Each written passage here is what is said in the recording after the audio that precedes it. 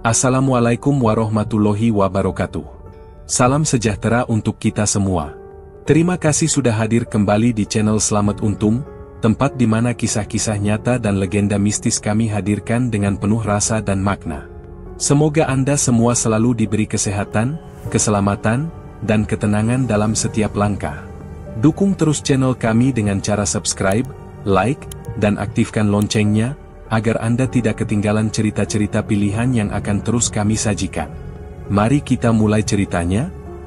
Ambarwati duduk di teras rumah bambunya yang pengap, memandangi lampu minyak yang nyalanya hampir padam. Haryadi belum pulang, entah sibuk apa, mungkin nongkrong dengan kawan-kawan di warung kopi. Anggun sudah tidur sejak maghrib, wajah mungilnya tampak pucat, kurus, dan sering mengigau minta lauk enak yang tak mampu ia sediakan. Perasaan Ambar jadi penuh sesak. Hidup miskin menjerat, hutang menumpuk, bahkan beras pun kerap harus ia pinjam dari tetangga. Malam itu, ia merasa tak sanggup lagi hanya pasrah. Tubuhnya berkeringat meski udara malam menusuk. Ia meraih kain hitam dan liontin kecil yang sebelumnya diberikan seorang dukun dari desa sebelah. Katanya, benda itu akan memanggil penguasa laut selatan jika digunakan dengan benar. Dengan langkah ragu tapi penuh nekat, ia meninggalkan rumah, menapaki jalan setapak menuju pantai Widarapayu. Angin asin berhembus, suara debur ombak terdengar keras. Bulan separuh bersembunyi di balik awan, memberi cahaya samar. Ambar berdiri di tepi pasir, kakinya tenggelam sedikit dalam dingin yang basah. Ia menggenggam liontin, menempelkan ke dada, lalu membisikkan mantra yang diingat setengah lupa. Suaranya bergetar, matanya menatap ke gelap laut yang bergelombang. Datanglah, beri aku jalan keluar. Aku ingin terbebas dari derita ini. Suara ombak menjawab, makin keras, seperti merespons panggilan. Tiba-tiba, kabut tipis turun dari arah laut. Ambar merasakan hawa asing menyentuh kulitnya, seperti sentuhan dingin namun juga hangat. Dari balik kabut, muncul sosok perempuan. Tubuhnya indah, lekuknya menggoda, rambut panjangnya menjuntai basah. Namun bagian bawah tubuhnya bersisik hijau, melilit pasir seperti ular raksasa. Matanya menyala redup, bibirnya merah basah, dan setiap langkah mendekat membuat Ambar terpesona sekaligus ngeri. Sosok itu tersenyum, lalu berbisik dengan suara serak menggoda. "Kau memanggilku, perempuan?"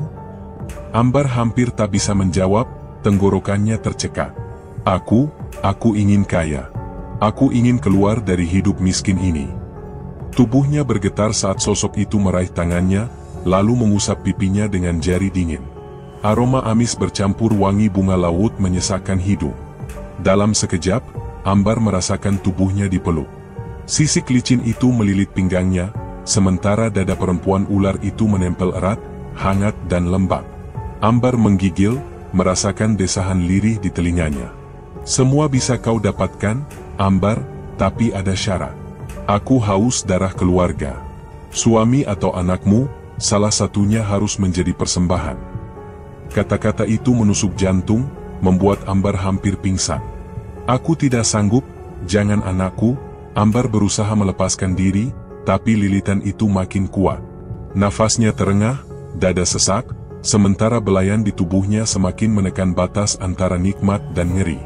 Ia menutup mata, mencoba melawan, namun suara tawa halus terus membisik, "Pilih, atau aku akan memilih untukmu." Ombak menghantam keras, lalu tiba-tiba sosok itu lenyap dalam kabut, meninggalkan Ambar terjatuh di pasir, tubuhnya basah keringat dan pasir menempel di kulit. Liontin di tangannya berkilat samar. Ia terduduk lama, menahan detak jantung yang berdegup tak terkendali. Antara takut, malu, sekaligus seperti disentuh oleh sesuatu yang tak pernah ia alami sebelumnya. Dengan langkah limbung, Ambar pulang. Rumah gelap, hanya suara jangkrik dan nafas Anggun yang teratur terdengar dari bilik. Belum sempat ia masuk kamar, pintu depan berderit keras. Haryadi masuk dengan langkah gontai, matanya merah, bau arak menyengat. "Kau dari mana, Ambar? Malam-malam berkeliaran, tinggalkan anak sendirian. Apa yang kau sembunyikan dariku?" Ambar terkejut, tubuhnya masih lemas. Aku hanya cari angin di pantai. Aku pusing, tidak ada apa-apa." Haryadi mendekat, menatap dengan curiga, matanya tajam seperti hendak menelanjangi rahasia istrinya. Bohong, matamu berbeda. Tubuhmu gemetar. Kau sembunyikan apa? Jangan tuduh sembarangan. Aku lelah dengan hidup seperti ini, Haryadi. Aku ingin kita punya apa-apa, bukan terus dihina tetangga. Suara Ambar meninggi, matanya berair. Haryadi membanting kursi, membuat Anggun terbangun dan menangis. Kau gila, Ambar. Apa kau mau menjual diri atau apa? Air mata Ambar jatuh, tapi hatinya sudah membatu. Ia tidak bisa menceritakan apa yang terjadi di pantai. Malam itu berakhir dengan pertengkaran keras, suara tangisan anak bercampur teriakan, sementara di dada Ambar, liontin itu terasa berat. Ia tahu, sejak malam itu hidupnya tak akan sama lagi. Pertengkaran malam itu masih membekas di dada Ambarwati. Haryadi akhirnya terlelap dengan tubuh merebah di kursi kayu, sementara Ambar hanya duduk di bilik, menatap liontin yang berkilau samar di genggamannya. Matanya sembab, tubuhnya lelah, tapi pikirannya terus mengulang bisikan Nyi Blorong di pantai. Ketakutan dan rasa penasaran bercampur jadi satu, membuat tidurnya tak pernah benar-benar tenang. Pagi buta, suara jeritan mengguncang rumah. Warga berlari-lari menuju halaman. Ambar terbangun, tubuhnya lemas, dan mendapati Haryadi sudah tergeletak kaku di depan pintu rumah. Bibirnya menghitam, cairan pekat menetes, tubuhnya dingin membatu. Ambar merasakan lututnya hampir goyah, tapi ia segera menutup wajah dengan tangisan pura-pura. Dalam hatinya, ia tahu inilah harga dari perjanjian malam itu. Bu Rani, ibunya, datang sambil meronta, memeluk tubuh menantunya. Astagfirullah, Haryadi, kenapa bisa begini?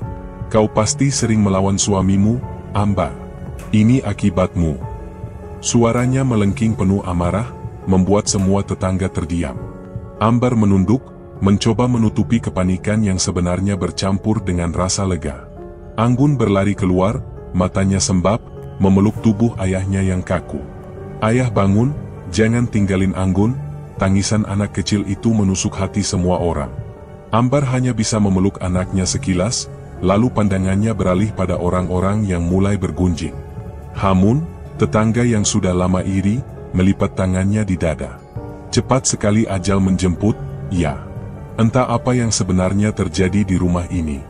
Jangan-jangan ada yang sengaja, bisikannya sengaja dibuat keras agar terdengar, menyalakan kecurigaan di antara warga. Beberapa orang berbisik, menyebut nama Ambar dengan nada sinis. Siang itu jenazah dimakamkan dengan terburu-buru. Bu Rani masih menangis histeris, sementara Ambar lebih banyak diam, pikirannya sibuk menghitung harta peninggalan yang akan ia urus. Wajahnya pucat, tapi sorot matanya sesekali memantulkan kilatan lain, sesuatu yang hanya bisa ia rasakan sendiri. Malam datang, rumah terasa hampa. Anggun meringkuk di pangkuan Bu Rani, masih terisak pelan. Ambar duduk di ranjangnya, lampu minyak temaram memantulkan bayangan tubuhnya di dinding. Liontin itu kembali ia genggam, kini terasa lebih panas, seolah berdenyut mengikuti degup jantungnya. Suara desiran angin bercampur debur ombak terdengar dari kejauhan. Dari cermin tua di sudut kamar, Ambar melihat bayangan samar bergerak. Ia menoleh, dan seketika kabut tipis memenuhi ruang. Tubuhnya kaku, bibirnya bergetar. Dari kabut itu, sosok Nyi Blorong muncul dengan keanggunan yang mencekam. Tubuhnya ramping, rambutnya basah menempel di dada, dan sorot matanya menggoda sekaligus menakutkan. Ambar tak mampu menolak ketika sosok itu mendekat, jemarinya yang dingin menyusuri pipi lalu turun ke lehernya. Kau sudah menerima pemberianku, Ambar. Suamimu sudah menjadi tumbal pertama. Kini giliran darah segar berikutnya.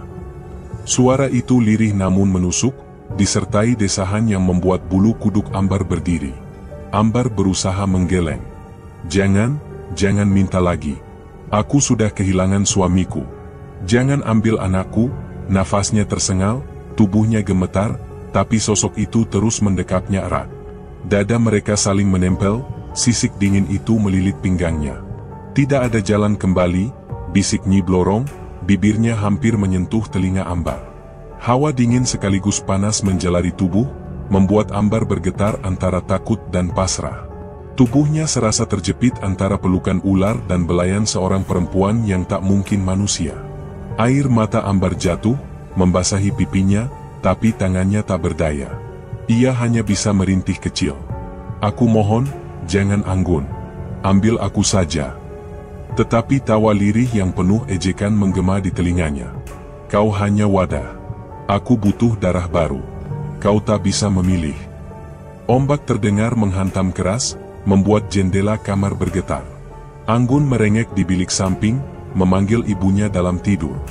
Bu Rani mengelus cucunya, tidak sadar ada kehadiran gaib yang melilit kamar sebelah. Pelukan itu semakin kuat. Ambar merasa napasnya hampir terputus, dada naik turun cepat, tubuhnya panas bercampur dingin. Dalam jerat gaib itu, ia hanya bisa menangis, sementara suara sensual bercampur ancaman terus mengisi telinganya. "Ingat, Ambar, kau sudah menjadi milikku. Tumbal berikutnya harus segera kau serahkan." Kabut kemudian menghilang perlahan, meninggalkan Ambar tergeletak di ranjang dengan tubuh berkeringat, pakaian kusut, dan wajah pucat. Matanya kosong, tangannya masih menggenggam liontin yang kini terasa seperti bara. Ia tahu, malam itu hanyalah permulaan dari jerat yang semakin dalam. Tubuh Ambarwati masih lemah setelah semalaman dililit bayangan gaib. Keringat yang menempel di kulitnya belum kering, tapi pagi itu ia sudah berdiri di depan rumah dengan wajah berbeda. Dari balik kain lusuhnya, sorot mata Ambar memantulkan keyakinan aneh. Ia memegang liontin dengan erat, dan entah dari mana, tiba-tiba ia memiliki uang dalam jumlah besar. Tak butuh lama, kabar mengejutkan menyebar. Beberapa pekan setelah kematian Haryadi, sebuah dealer motor sederhana berdiri di pinggir jalan desa. Pelang baru terpampang, motor-motor mengkilap berjejer di bawah terik matahari. Warga desa Widarapayung tercengang. Bagaimana mungkin seorang janda yang kemarin tak sanggup membeli beras kini bisa membuka usaha besar? Cepat sekali ia bangkit. "Tak masuk akal," bisik Hamun kepada beberapa tetangga. Wajahnya sinis, bibirnya menyeringai, matanya penuh iri.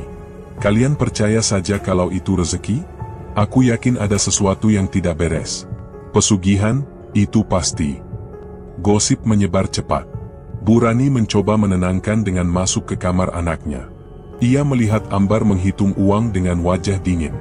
"Nak, kau harus hati-hati. Orang-orang sudah mulai berbisik. Jangan biarkan dirimu jadi bahan fitnah. Jangan lupa, Allah murka pada harta yang kotor." Namun Ambar langsung menatap tajam. "Cukup, Bu. Aku capek mendengar ceramahmu. Kau tahu selama ini aku menderita. Sekarang aku punya semuanya. Jangan hancurkan kebahagiaan yang baru kumulai." Suaranya meninggi, tangannya menepis uang di meja hingga berhamburan. Bu Rani terdiam, matanya berkaca-kaca. Ia sadar, anaknya sudah berubah. Sementara itu, Anggun sering ditinggalkan sendiri. Gadis kecil itu duduk di ranjang dengan boneka di pelukan. Malam-malam, ia melihat sesuatu di sudut kamar. Sosok perempuan dengan wajah cantik namun bersisik, matanya menatap tajam. Anggun menjerit, memanggil mamanya, tapi Ambar sibuk di luar bersama pembeli motor. Tangisan itu hanya diredam oleh Bu Rani yang berusaha menenangkan cucunya. Kabar tentang dealer motor Ambar semakin ramai. Maulana, seorang pemuda desa yang dikenal berani, mendengar cerita dari beberapa pembeli. Motor itu aneh. Baru dibawa pulang, tiba-tiba nyala sendiri, mesinnya meraung tanpa kunci. Maulana mengernyit. Malam itu ia melewati dealer dan melihat satu motor bergetar, lampunya menyala padahal tak ada orang di dekatnya. Dingin merambati tengkuknya, firasat buruk menyelimuti. Malam kian larut. Ambar kembali ke rumah dengan tubuh lelah namun senyum puas. Uang hasil kredit menumpuk di laci. Ia mandi cepat, lalu berbaring di ranjang, mencoba memejamkan mata. Namun hawa lembab memenuhi kamar. Lampu minyak bergoyang, dan kabut perlahan masuk lewat celah jendela. Bayangan itu datang lagi. Nyi Blorong muncul dengan tubuh berkilau basah, rambut panjang meneteskan air asin, kulitnya bercahaya samar.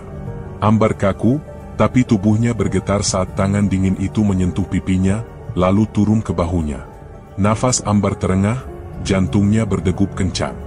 "Aku sudah memberikanmu kekayaan, Ambar, Suara itu lirih namun penuh desakan. Tapi tumbal berikutnya harus segera kau berikan. Anakmu, Anggun. Ambar terperanjat, berusaha menghindar. Jangan anakku. Ambil apa saja, jangan dia. Namun lilitan sisik itu melingkari pinggangnya, menariknya ke dalam pelukan. Dada Nyi Blorong menempel erat, desahannya merayap ke telinga. Belayan itu panas sekaligus menusuk ketakutan. Kau tidak berhak menolak. Darah segar adalah milikku, bisiknya, lalu lidah panjangnya menjilat leher Ambar. Tubuh Ambar menegam, air matanya mengalir. Di satu sisi, ia dicekam rasa ngeri, tapi di sisi lain tubuhnya terasa bergetar, seakan dipaksa menerima sentuhan yang tidak pernah ia rasakan dari seorang manusia. Ambar memejamkan mata, merintih kecil.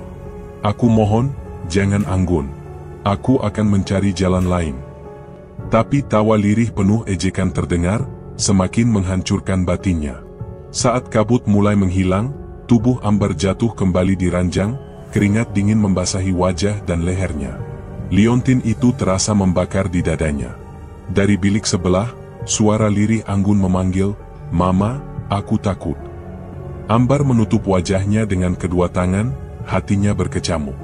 Antara cinta pada anak dan jerat pesugihan yang semakin menyesakkan, ia tahu dirinya berada di tepi jurang. Suara lirih Anggun yang memanggil ibunya masih terngiang di telinga Ambarwati malam itu. Wajah pucat anaknya muncul dalam bayangan, tapi tubuhnya sendiri masih terasa hangat dan lengket akibat sentuhan gaib yang baru saja menjeratnya. Ambar memejamkan mata, mencoba menepis rasa ngeri sekaligus getar aneh yang menempel di kulitnya. Namun sejak hari itu, rumah mewah barunya tak pernah lagi benar-benar tenang. Setiap malam, jeritan Anggun memecah keheningan. "Mama, ada perempuan di kamarku." Tangisan itu membuat Burani buru-buru masuk ke kamar cucunya. Ia memeluk tubuh kecil itu erat, merasakan dingin yang tak wajar. Bayangan samar sering terlihat berdiri di sudut, perempuan berambut panjang dengan wajah cantik tapi penuh sisik, menatap tajam seolah menunggu mangsa. Burani mencoba menjaga Anggun setiap malam, namun Ambar justru naik pitam. "Jangan ikut campur, Bu. Ini rumahku. Aku tahu cara mengurus anakku," teriaknya sambil menepis tangan ibunya. Air mata Burani jatuh, hatinya perih melihat cucunya ketakutan, sementara anaknya sendiri menutup mata pada kengerian yang nyata. Kabar angin mulai menyebar di luar. Beberapa pembeli motor dari dealer Ambar mengalami kecelakaan aneh. Ada yang tiba-tiba ditabrak kendaraan kosong, ada pula yang motornya terbakar sendiri di jalan. Warga resah, sebagian mulai mengaitkan kejadian itu dengan usaha Ambar. Hamun, yang sejak lama iri, datang langsung ke rumah. Ia berdiri di depan teras dengan suara lantang. "Hebat juga kau, Ambar. Punya rumah besar, punya motor banyak. Tapi aneh, kalung murahan itu masih kau pakai. Jangan-jangan itu bukan sekadar kalung, ya?" Matanya menatap liontin kecil di leher Ambar. Ambar terperangah, lalu meremas liontin itu dengan cepat. "Urus saja hidupmu sendiri, Hamun. Jangan hina aku di rumahku sendiri." Hamun tertawa sinis. "Orang waras tak butuh jimat. Kalau kau yakin usahamu bersih, lepas kalung itu sekarang juga." Kata-kata itu menampar harga diri Ambar, tapi ia memilih menutup pintu keras-keras. Sementara itu, Maulana sering melintas di depan rumah Ambar. Malam itu, dari kejanghan ia melihat sesuatu menjalar di halaman. Bayangan ular raksasa melata, sisiknya berkilau kehijauan di bawah cahaya lampu jalan. Tubuhnya panjang, kepalanya mengarah ke pintu rumah Ambar. Maulana tertegun, napasnya tercekat. Ia tahu itu bukan hewan biasa, tapi ia tak bisa melakukan apapun selain memandang dengan doa yang terbata. Ambar semakin tersiksa. Malam-malamnya dipenuhi pelukan dinginan panas dari sosok yang terus datang. Nyi Blorong merayap keluar dari kabut, membelai lehernya dengan jari basah, menekan tubuhnya ke ranjang dengan lilitan sisik yang kuat. Ambar meronta, tapi tubuhnya semakin tak berdaya. Nafasnya terengah, bibirnya terbuka dengan rintihan tertahan. "Anakmu, darah segarnya yang kubutuhkan," bisik Nyi Blorong, lidahnya menjilat leher Ambar hingga membuatnya bergetar. "Semakin lama kau menunda, semakin berat hukumanmu." Air mata Ambar jatuh, tubuhnya menggigil. Aku mohon, jangan Anggun. Jangan ambil dia. Tangannya mencoba menahan, tapi hanya berakhir tergenggam erat oleh jemari panjang yang dingin. Belayan itu membuatnya hampir kehilangan kesadaran, antara takut, malu, dan kenikmatan terlarang yang menusuk jantung. Setiap pagi, Ambar bangun dengan tubuh letih, rambut kusut, dan mata sayu. Bu Rani bertanya, "Nak, kenapa tubuhmu seperti ini? Kau sakit?" Namun Ambar hanya menjawab ketus, "Aku baik-baik saja." Dalam hatinya, ia menutup rapat rahasia yang terus menggerogoti hidupnya. Malam demi malam, suara jeritan Anggun semakin sering terdengar. Warga sekitar mulai takut melewati depan rumah Ambar. Mereka berbisik, mengatakan rumah itu bukan lagi rumah manusia. Ambar hanya duduk termenung, memegang liontin yang makin panas, menyadari bahwa ia sudah masuk ke dalam lingkaran yang tak bisa ia hentikan. Jeritan Anggun yang selalu menggema setiap malam masih membekas di telinga Ambarwati, tetapi pagi itu ia sibuk menyiapkan sesuatu yang besar. Ia ingin menutup mulut tetangga dengan pesta meriah. Ulang tahun Anggun sekaligus syukuran masuk sekolah dibuat di rumah barunya yang mewah. Meja panjang ditata penuh makanan, balon berwarna-warni digantung, dan suara gamelan dari kaset mengisi udara. Senyum Ambar mengembang, gaun ketat menempel di tubuhnya, menonjolkan lekuk yang membuat beberapa lelaki melirik diam-diam. Anak-anak yayasan berdatangan, tertawa riang sambil membawa kado sederhana. Bu Habibah hadir dengan langkah tenang, wajahnya teduh namun matanya penuh waspada. "Semoga acara ini membawa berkah, Ambar," ucapnya pelan sambil menepuk pundak sang janda. Namun saat tangannya menyentuh kulit Ambar, Bu Habibah merasakan hawa dingin yang tak wajar. Tubuhnya menegang, dan ia berbisik, "Hati-hati, ada yang tidak bersih di sini." Ambar hanya tersenyum kaku, menepis kekhawatiran itu. Suasana pesta semula hangat, namun tiba-tiba suara lonceng kuda terdengar dari arah luar rumah. Ting, ting, suaranya lirih tapi jelas, seperti berasal dari jalanan yang sepi. Anak-anak berhenti bermain, wajah mereka pucat. Beberapa orang tua saling pandang, sementara Bu Habibah menutup mata, membaca doa. "Ambar, itu pertanda buruk," ucapnya lagi, kali ini lebih tegas. Hamun yang sejak tadi duduk di kursi belakang tiba-tiba bangkit. Suaranya lantang, menusuk semua yang hadir. "Hebat sekali, pesta mewah untuk anakmu. Semua ini dibayar dengan darah suamimu sendiri, kan? Jangan berpura-pura suci, Ambar." Suasana gaduh, tamu berbisik-bisik, sebagian tampak terkejut mendengar tuduhan itu. Ambar membelalakkan mata, wajahnya merah. "Mulutmu kotor, Hamun. Jangan bawa-bawa arwah suamiku di acara anakku," teriaknya, membuat tamu semakin ricuh. Hamun mendengus sinis, "Kalung murahan di lehermu itu bukti. Semua orang tahu kau main pesugihan. Lihat saja nanti, semua akan kena balanya." Tiba-tiba, Anggun yang duduk di kursi kecil menjerit keras. Tubuhnya menegam, mata melotot, lalu bibirnya mengeluarkan suara asing. "Mama, Nyi Blorong mau bawa aku. Mama, tolong." Anak-anak yayasan langsung berteriak ketakutan, sebagian jatuh pingsan. Orang-orang dewasa panik, beberapa berusaha menyeret anak mereka keluar rumah. Ambar berlari, memeluk Anggun yang menggeliat hebat. "Nak, tenang, Mama di sini. Jangan takut." Tangisnya pecah, tubuhnya gemetar. Namun suara Anggun berubah lirih dan berat, bukan seperti suara anak kecil. "Kau tidak bisa melindunginya. Dia milikku." Semua orang terdiam, suasana mencekam. Bu Habibah cepat mendekat, meletakkan telapak tangan di kepala Anggun sambil membaca doa. Tubuh kecil itu menggeliat, lalu terkulai lemas di pelukan ibunya. Tapi sebelum semua lega, bayangan samar muncul di sudut ruangan. Sosok perempuan dengan rambut panjang basah, kulit bercahaya bersisik, matanya merah redup. Ia berdiri sambil tersenyum dingin. Tawa lirih menggema, membuat semua orang merinding.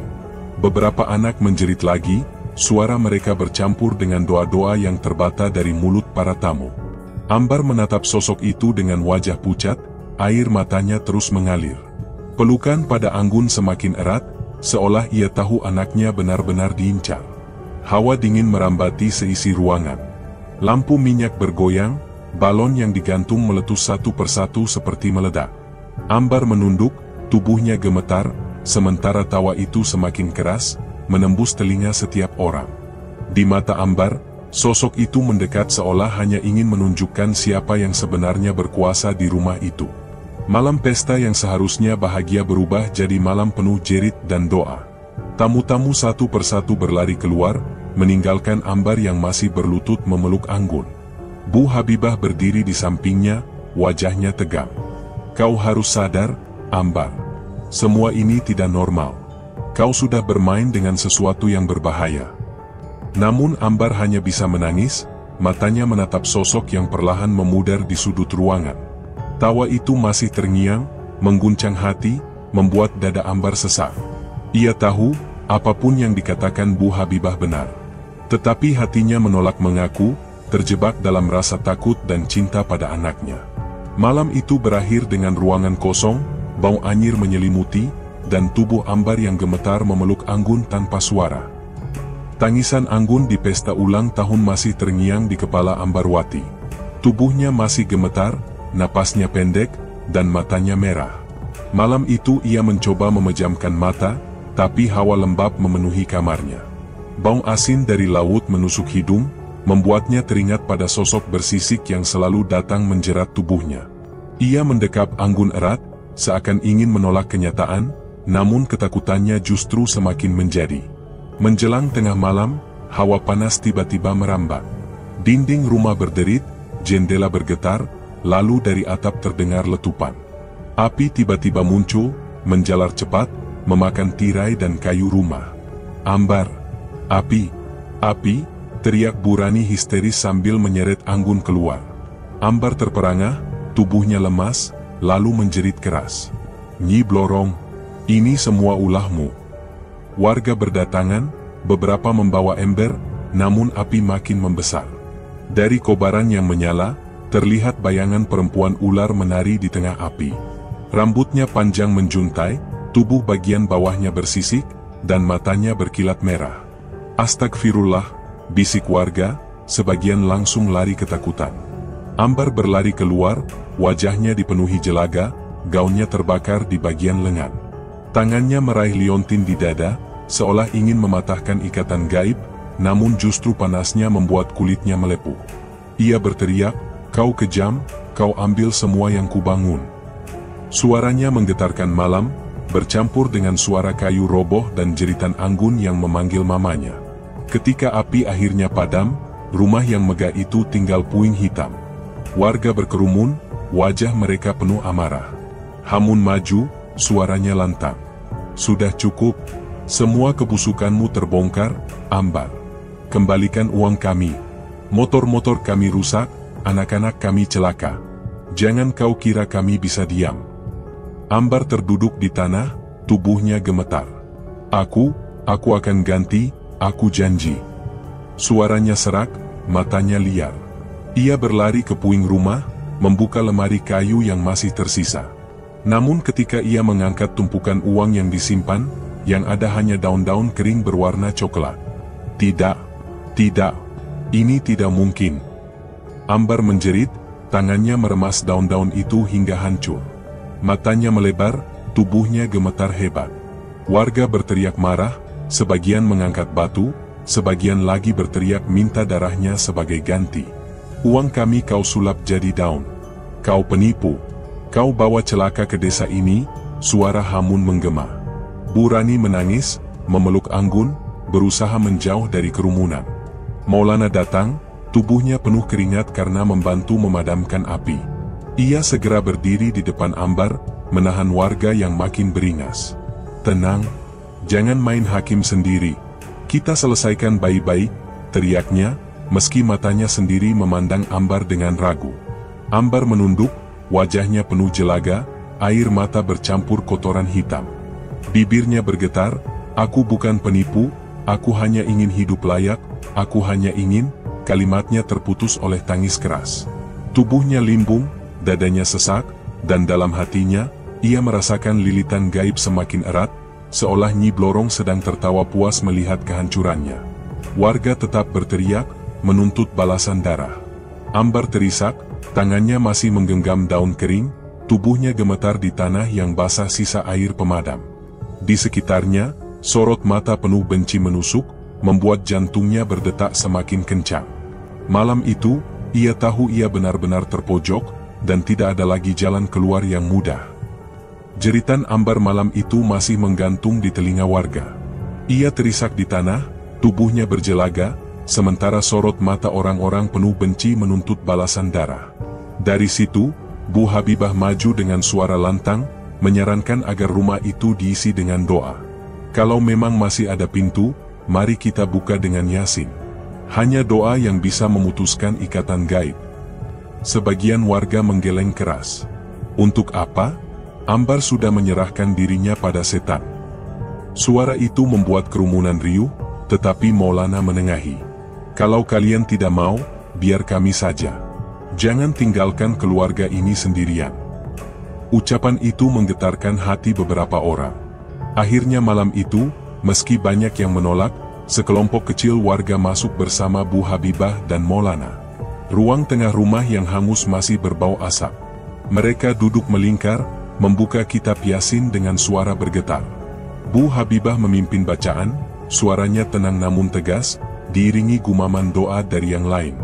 Ambar duduk di sisi, matanya merah, tubuhnya masih gemetar. Liontin di dadanya terasa bergetar, seakan menolak lantunan doa. Di kamar belakang, Anggun terlelap, tubuh mungilnya ditutupi selimut tipis. Namun baru beberapa lembar ayat dibaca, suara jeritan memecah malam. "Mama, tolong!" Jeritan Anggun datang dari halaman belakang. Ambar langsung bangkit, wajahnya pucat, berlari secepat mungkin. Di halaman, pemandangan mengerikan tersaji. Anggun ditarik oleh sosok perempuan ular, rambut panjangnya menjerat tubuh kecil itu, sisiknya berkilau di bawah sinar lampu minyak yang bergoyang. "Tidak, lepaskan anakku!" Ambar menjerit, kakinya gemetar. Bu Rani datang sambil menangis, tubuhnya hampir roboh. Ia berusaha memeluk cucunya, namun bayangan ular raksasa merayap, lilitannya hampir mengikat pinggangnya. "Ya Allah, jangan ambil cucuku, ambil nyawaku saja," isaknya, suara seraknya membuat suasana semakin perih. Bu Habibah berteriak sambil terus membaca ayat, suaranya menembus udara yang semakin dingin. Maulana mencoba menarik tubuh Anggun, namun tenaganya seakan tertahan oleh kekuatan gaib. Anggun terus menjerit, suaranya bercampur tangis, matanya memandang mamanya dengan ketakutan. Tiba-tiba Hamun masuk dengan suara lantang, wajahnya sinis. "Lihatlah, inilah akibat perbuatanmu, Ambar. Kau haus harta, kau jual suamimu, kini anakmu yang diminta. Semua ini karena pesugihanmu."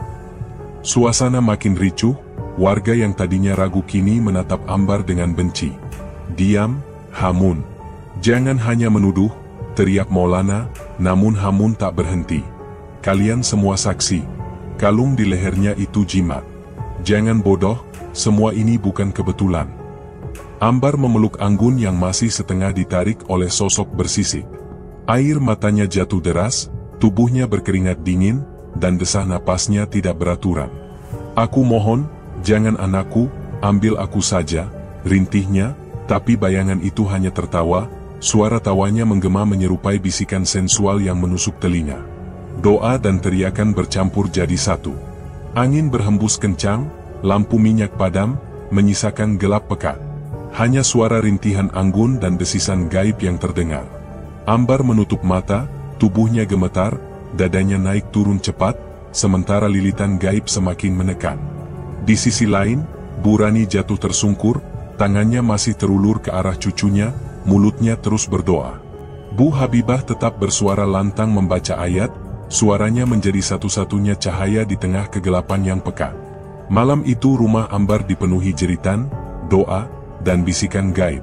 Suasana mencekam membuat semua yang hadir gemetar.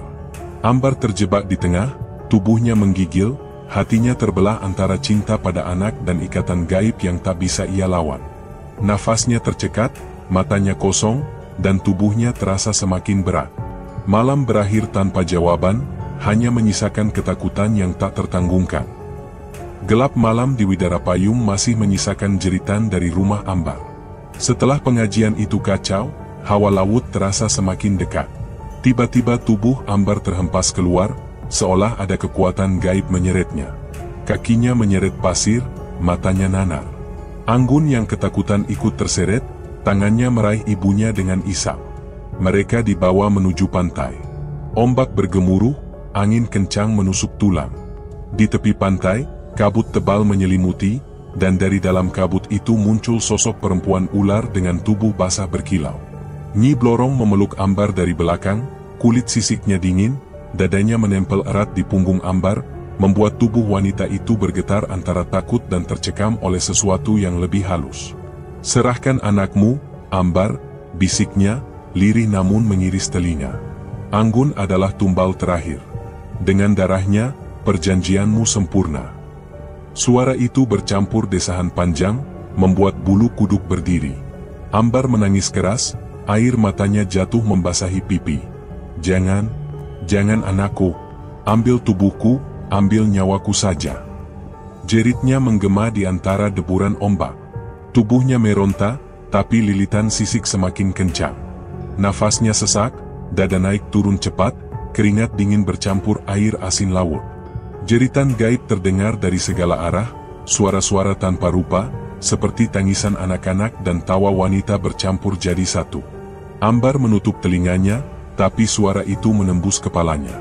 Anggun menjerit ketakutan, tubuh mungilnya berusaha lepas dari cengkeraman gaib. Dari kejanghan, Burani dan Maulana berlari menyusuri pasir. "Ambar, ingat Allah. Jangan biarkan dirimu hancur," teriak Burani, napasnya terengah. Maulana menggenggam tasbih, matanya menatap tajam ke arah kabut. Hamun yang penasaran ikut mengejar, tapi baru beberapa langkah, bayangan ular raksasa melayang dari kabut, menghantam tubuhnya. Ia terpelanting, darah muncrat dari mulutnya. Ia tergeletak di pasir, merintih. "Astagfirullah, ampun," suaranya melemah, tubuhnya berlumuran darah. Burani meraih tangan cucunya yang hampir lenyap ditarik kabut. "Ya Allah, selamatkan dia, jangan ambil Anggun," isaknya. Maulana berdiri di samping Ambar, menarik bahunya dengan paksa. "Sebut asmanya, Ambar. Istighfar."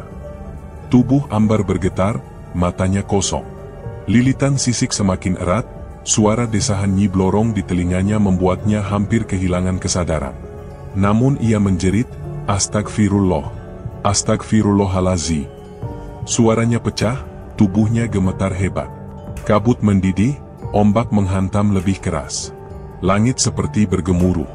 Sosok Nyi Blorong menjerit panjang, tawa dan tangis bercampur, lalu tubuhnya berputar dalam kabut. Laut bergelora, angin menusuk, membuat semua yang hadir menunduk ketakutan.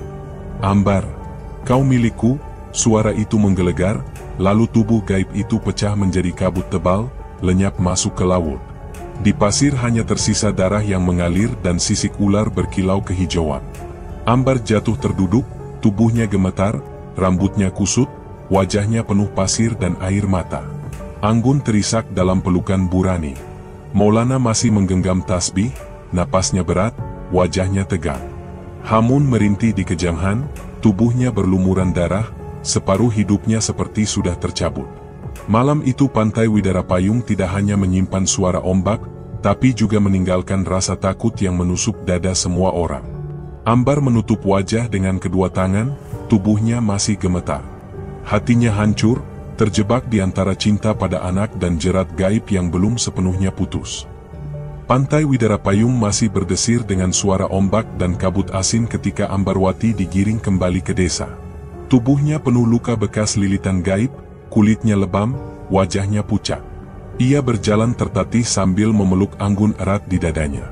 Tangis kecil anak itu menempel di telinganya, menjadi satu-satunya alasan Ambar masih mampu melangkah.